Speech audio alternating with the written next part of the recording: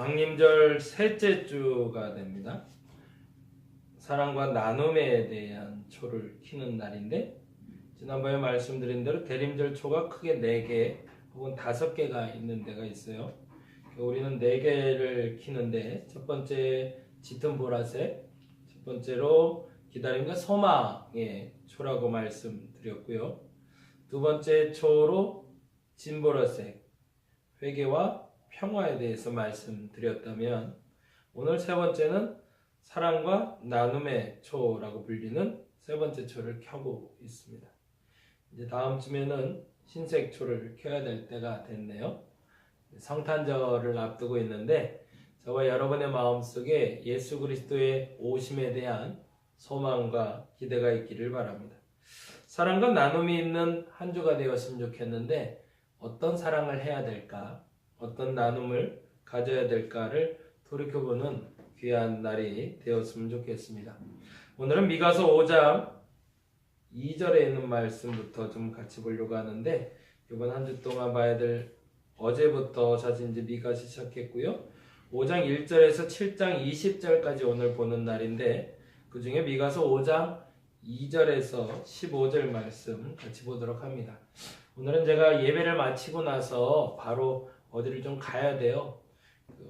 저기 진관동 은평구에 있는 구파발역 부근에 있는 교회인데, 신도중앙교회 제가 오후 예배를 좀 가게 돼서 오후 예배 설교를 위해서 조금 일찍 출발하도록 하겠습니다. 12시 반에 예배가 마치고 바로 출발하면 제가 조금 조급해질 수 있어서 조금 일찍 마무리하려고 하는데, 그래서 덕분에 설교는 조금 짧게 하게 될 것 같습니다.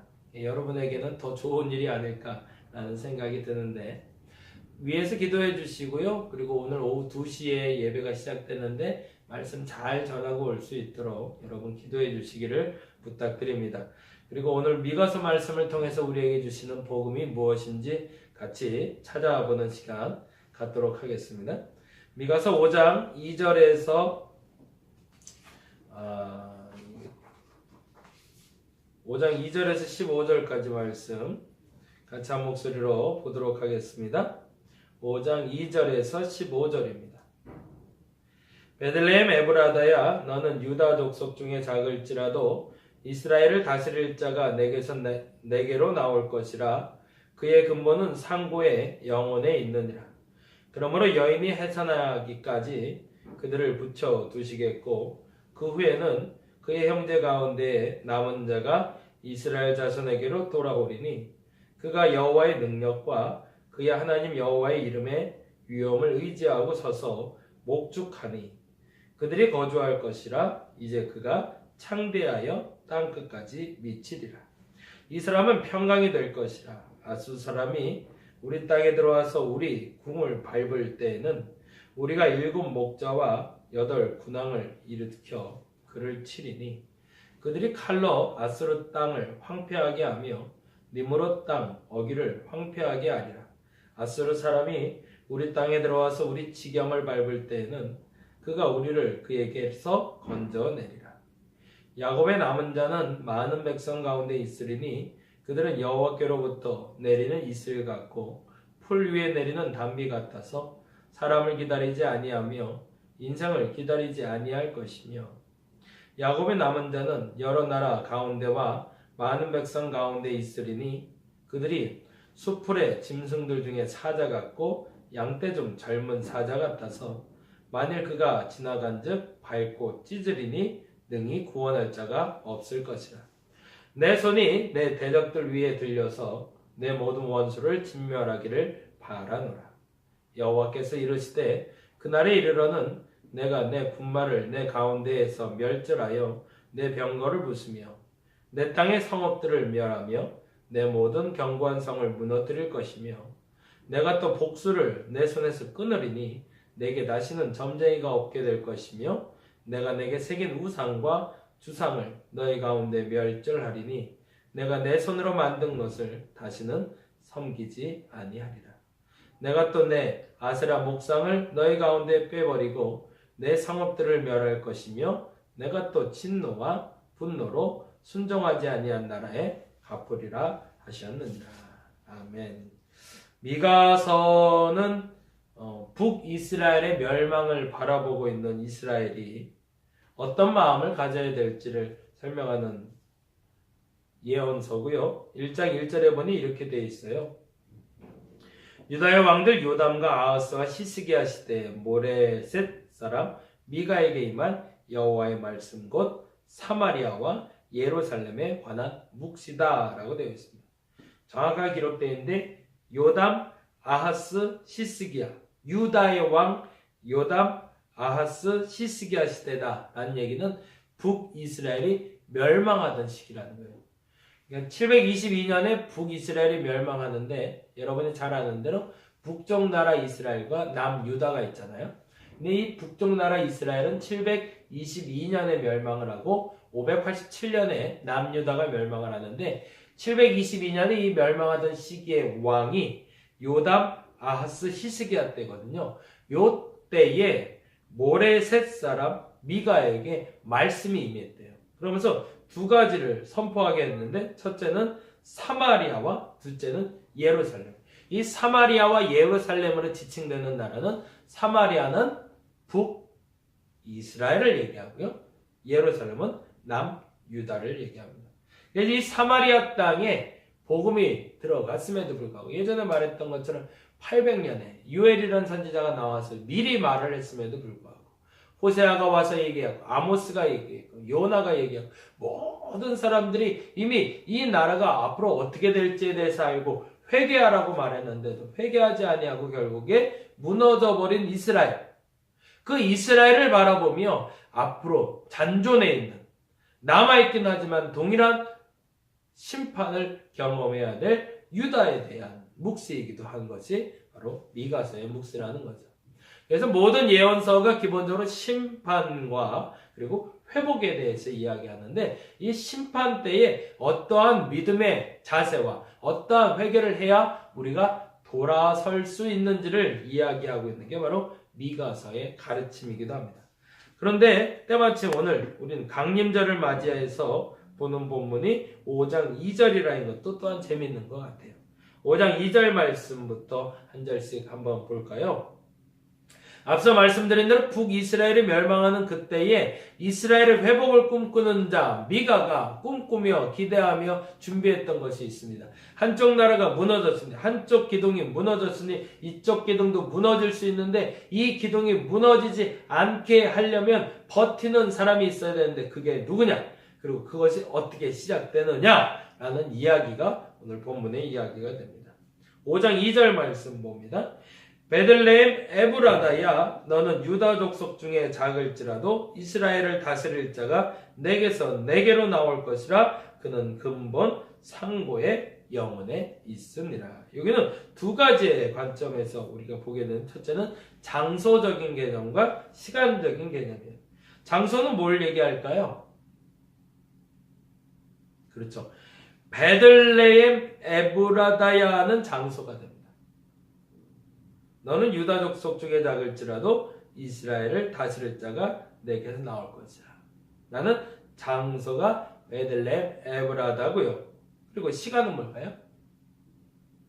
그 다음이 되겠죠. 그의 근본은 상고의 영혼에 있다. 먼저 시간부터 볼까요? 상고와 영혼이란 말이 뭘까요? 상고. 오랜 옛날을 얘기합니다. 오랜 옛날. 영혼은 뭘까요? 앞으로 있을 일에 대한 영혼을 말합니다. 그건 무슨 얘기일까요? 그는 언제부터 언제까지 있었다는 거예요? 과거의 어느 시점이라 말할 수 없는 그 시점부터, 과거에 우리가 알지 못하는 그 시간부터, 우리가 알지 못하는 영원한 그때까지 존재하는 분, 그분이 올 거라는 거예요. 그리고 또 하나, 베들레헴 에브라다야라고 되어 있습니다. 베들레헴은 우리가 잘 아는 대로, 여러분이 잘 아는 대로 베들레헴은 다윗의 고향입니다. 근데 거기에 일어난 사건이 몇 가지가 있어요. 첫 번째 사건은 여러분이 잘 기억하는지 모르겠지만 야곱대로 돌아갑니다. 야곱의 12 아들이 있고 4명의 부인이 있는데 라할, 그리고 레하, 비라, 실바라는 부인이 있습니다. 레아는 외삼촌 라반의 첫 번째 딸이라면 라헬은 두 번째 딸인데 야곱이 좋아했던 아내는 라헬이었죠. 근데 이 레아와 라헬의 다툼 때문에 비라와 실바라는 시녀들이 야곱의 부인이 돼서 4명을 통해서 12명의 아이가 낳게 됩니다. 근데 그 중에서 레아는 출산을 계속하고 있지만 출산을 못하는 사람이 있었으니 그게 바로 라헬이었죠. 그래서 라헬이 아이를 낳는데 첫 번째 아이가 우리가 잘 아는 대로 요셉이라는 아이예요. 그리고 두 번째 아이가 베냐민. 그러니까 사실은 야곱에게 있어서 나의 자식은 둘이에요. 요셉과 베냐민. 그만큼 야곱은 자기의 사랑하는 아내 라헬에 대해서 그리고 자기 아이들을 챙겼던 거죠. 근데 이 라헬이라는 여자가 베냐민이라는 한 아이를, 둘째 아이죠, 태중에 가지고 있다가 출산 중에 죽음을 맞이하게 됩니다. 그 장소가 바로 베들레헴이에요. 그리고 우리가 잘 아는 사건 중에 또 하나가 있는데 성경을 조금 보다 보면 4장으로 이루어진 성경 본문이 나옵니다. 그리고 남녀의 사랑 이야기가 나와요. 그리고 그 남녀의 사랑 이야기를 통해서 다윗이라는 왕가에 시작되는 이야기를 하는 데가 있습니다. 어딜까요? 룻기.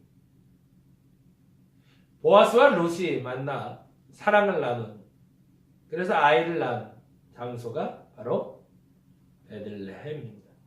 그리고 우리가 잘 아는 대로 다윗이 태어난 장소가 이 베들레헴이에요. 공통적인 특징이 있겠죠. 첫 번째 특징은 뭘까요? 인간의 희노애락이 있는 곳이라는 거예요. 기쁨도 있고 슬픔도 있고 노여움도 있고 그리고 행복한 것도 있는, 그곳이 바로 이 베들레헴이라는 곳입니다. 그리고 또 하나 에브라다야라는 표현이 나오는데 이 에브라다야라는 표현은 풍요롭다라는 단어의 뜻을 갖고 있어요. 근데 더 재미난 건 이 풍요로운 베들레헴이 유다 족속 중에 작다, 보잘것없다라는 표현을 써요. 이게 말이 잘 안 맞죠. 장소적으로 베들레헴 에브라다가 풍요의 도시인데 이 풍요의 도시가 작대요. 그건 무슨 말이에요? 하나님의 기준에서 풍요롭다와 작다는 서로 반화법이 아니라 동의어가 될 수 있다는 얘기죠. 하나님의 역사가 시작되는 장소가 어떤 곳이냐라는 거예요. 하나님의 역사가 시작되는 장소는 베들레헴과 같은 곳이 될 겁니다. 인간의 신호애락을 떠나서 정말 구별된 거룩한 장소에서 하나님의 역사가 나타나지 않을 겁니다.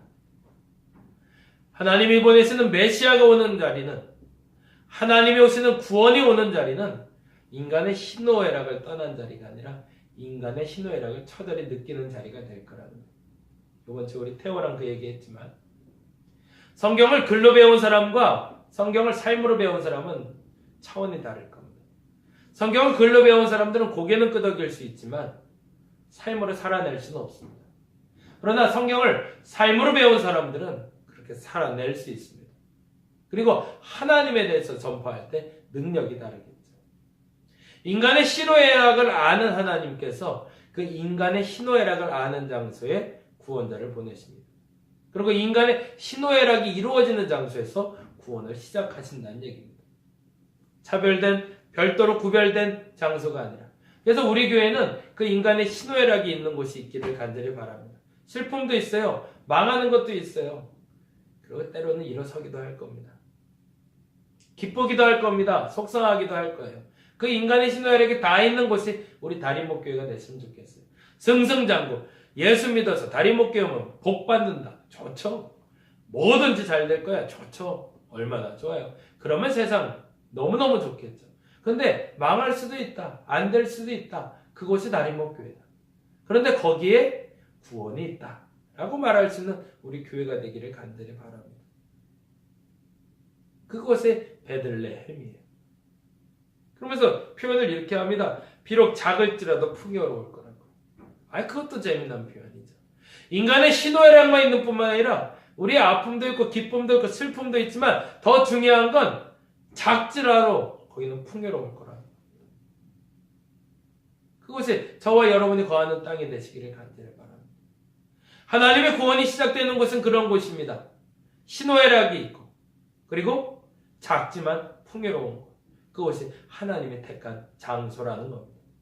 그리고 또한 그 장소에서 하나님은 영원토록 일하실 거라는 겁니다. 그리고 다음과 같이 이야기를 하세요. 3절에 보니까 그러므로 여인이 해산하기까지 그들을 붙여두시겠대요. 거기다 줄을 좀 쳐놓을까요? 그건 뭐예요? 그 희노애락이 있는 곳에 그 영원부터 함께 계신 하나님이 계시면 해산하는 고통도 있을 거라는 거예요. 고통이 없지는 않을 거라. 그런데 중요한 건 해산하기까지 그들을 붙여두셨다가 그 후에는 그의 형제 가운데 남은 자가 이스라엘 자손으로 돌아온 거예요. 고통은 있을 수 있지만 그 고통을 견뎌낸 사람. 그리고 지난주에 그 얘기 들었잖아요. 고통이 문제가 아니라 고통을 대처하는 마음이 문제다. 그래서 고통을 당할 때, 고난을 당할 때 그 고난에 대해서 내가 하나님 앞에 반성하고 회개하면 되는 거고 그 고난에 대해서 연단이라 생각하면 이겨내면 되는 거라고. 이겨내는 방법은 감사하면 되는 거라고 말씀드렸어요. 그래서 고난이 문제가 아니라 고난에 대처하는 마음이 문제다. 결국에 그 고난이 왔을 때 희노애락이 있고 그리고 하나님이 영원토록 거하는 그곳에서 작지만 풍요로운 삶을 경험하기 위해서는 우리가 고난을 대처할 때 그 고난에 어떤 마음을 갖냐에 따라서 남은 자가 될 수가 있다는 얘기입니다. 그리고 남은 자가 되었을 때 다음과 같이 하신데 4절과 5절인데 4절에 보니까 이렇게 되어 있어요. 그가 여호와의 능력과 그의 하나님 여호와의 이름과 위엄을 의지하고 서서 목축하신대요. 목축했던 그러면 하나님이 결국엔 지켜주신대요. 고통 가운데 있는 것 같지만 고난 가운데 있는 것 같지만 아무것도 없는 것 같지만 하나님은 그때 함께 하셨다는 것을 하나님 지키고 계신다는 걸 안다는 겁니다. 누가? 남은 자들이. 그리고 그들이 거주할 것이랍니다. 그리고 나서 우리가 원하는 단어 나와요. 뭐라고 나오죠? 그가 창대하여 땅끝까지 미치리라. 아멘. 여기서 이제 아멘 하는 거죠. 그렇죠? 아까 말한 대로 희노애락이 있고 작다. 이건 불편해요. 근데 거기에 풍요로워지기 위해서 뭘 해야 될까를 보는 거예요. 이 풍요롭기 위해서 고난을 이겨내야 돼요. 고난을 이겨내는 건 뭐라고? 고난이 문제가 아니라 고난의 마음이 중요하다. 그 마음이 감사냐? 회개냐? 그것만 족하다. 그렇다면 어떻게 한다? 하나님은 그를 목축하신다. 그를 지켜주신다. 그리고 그를 창대케 하신다. 그리고 다음에 아주 멋진 단어가 나와요. 5절에 보니까 이 사람은 평강이 될 거예요. 저와 여러분이 이 상태로 이룰 수 있기를 바랍니다. 이게 과정이에요, 과정. 그렇죠? 하나님이 거하는 장소는 희노애락이 없는 곳이 아닙니다. 아무것도 없이 그냥 평평하게 정말 1.1학도 죄가 없는 그런 곳에서 하나님의 역사가 시작되지 않습니다. 인간의 희노애락이 있는 베들레헴과 같은 곳을 하나님 택하십니다. 그리고 에브라다야라고 부르십니다. 그것이 풍요로울 것이다. 너희는 비록 작을지라도 풍요로워질 것이다. 그러나 너희 가운데 고통이 있을 것이다. 고난이 있을 것이다. 그러나 그 고난에 대해서 너희들이 어떤 마음을 갖느냐에 따라서 내가 너희를 목축하겠고 내가 너희를 목축하며 너희를 기를 때 어떤 일이 벌어진다? 너희가 창대해지고 너희 마음에 평강이 있을 것이다. 공식과 같이 주어진 이 신앙생활의 과정에 여러분이 지금 어디에 있는지 보시고 그 과정 가운데 지금 나의 삶의 현장에 찾아오셔서 나와 함께 하시는 하나님 앞에 여러분이 그 고난을 이겨내셔서 창대해지시고 그 고난을 이겨내셔서 참된 평강을 누릴 수 있는 저와 여러분이 되시기를 간절히 바랍니다. 기도하겠습니다.